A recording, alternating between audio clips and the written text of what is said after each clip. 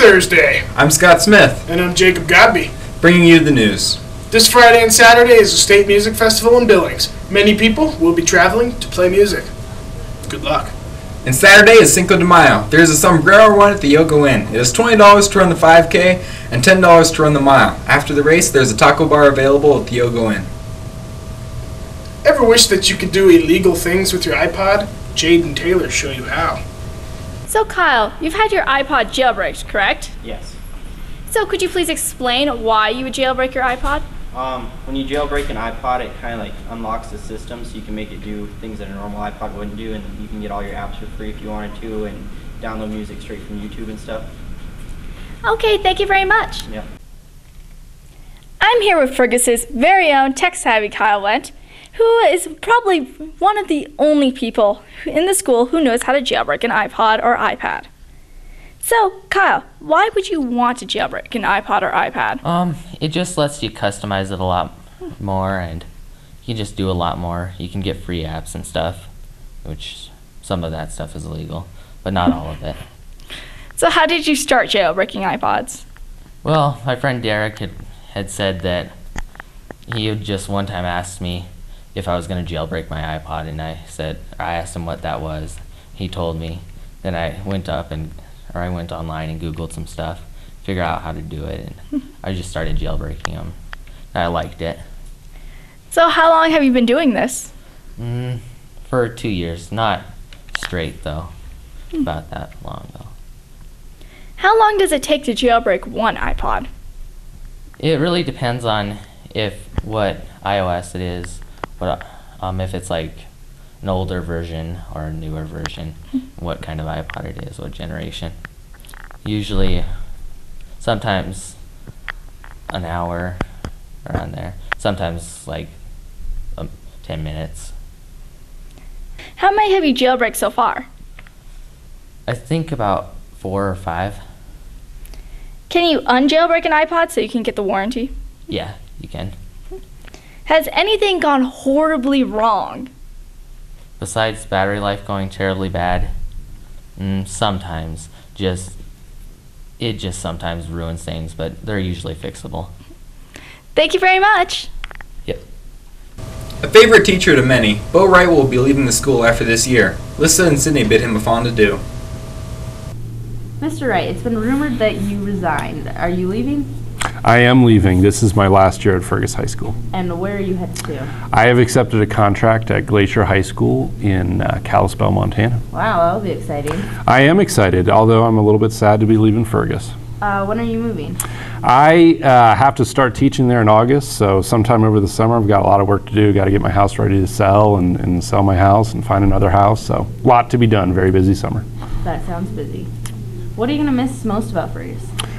I came to Fergus 8 years ago and initially told myself that I would be here for 2 years, and that, like I said, was 8 years ago. And what's really grown on me here is the really good staff that I work with. I love my department. The Social Studies department, Mr. Roach, Ms. Armstead, have been really good to me.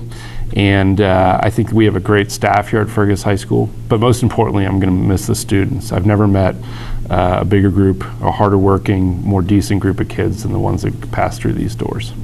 Do you have a favorite memory? Not one in particular. I will say that I've really enjoyed taking the AP government trips to Washington, D.C. That's always been the highlight of my year, the years that we've gone. And I'll certainly miss taking kids to my native city. Okay, well, thank you. Thank you. Well, that is one change that will be in effect next year. Jenna and Lexi bring to light even more things changing at Fergus.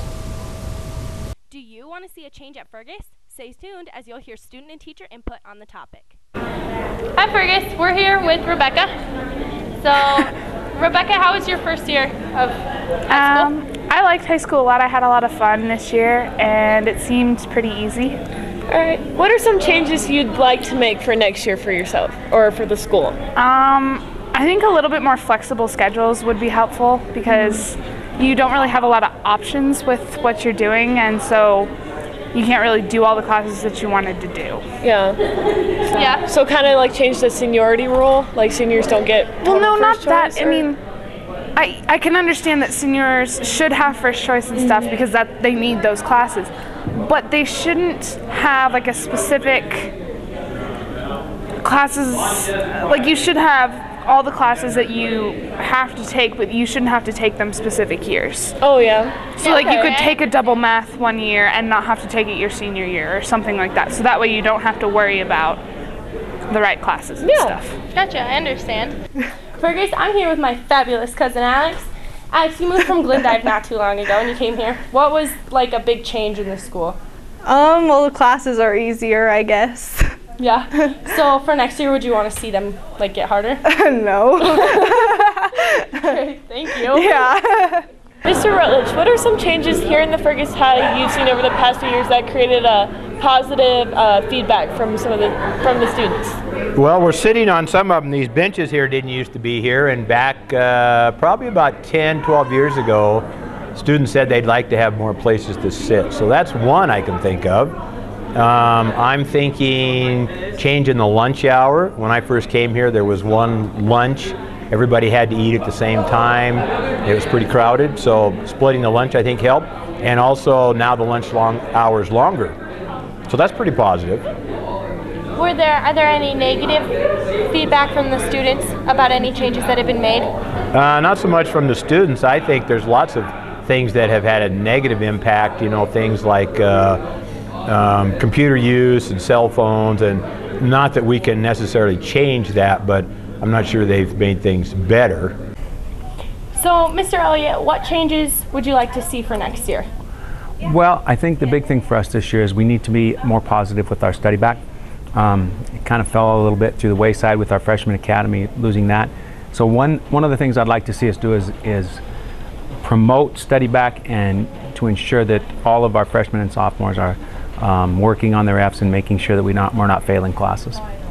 Gotcha. Is there any changes that are going to be made next year that are like big ones, like how we put in sliding glass doors or anything like that? As far as structural things, I'm not sure we're making a whole bunch of changes. We do.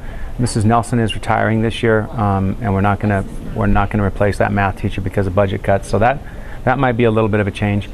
And I think for the most part, it's just going to be trying to improve on things. We're really focusing hard on graduation matters. So those are going to be our focus. Gotcha. Well, thank you. Thank you. Here's a recap of the career fair yesterday. I'm hoping today that the students find in their exploratory something new, something that they discovered that they would like or maybe perhaps go to college for. I'm hoping that during our table presentations they find a school or an occupation that they might be interested in. And main thing is that they're having a good time today.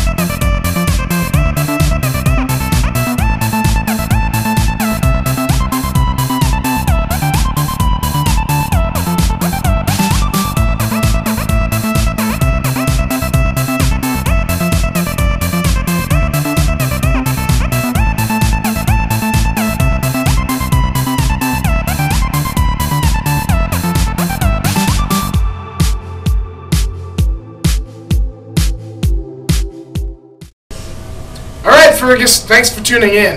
If you'd like to make a donation to me or Scott, feel free to slip us a Jefferson as you pass us in the hall. Have a good day.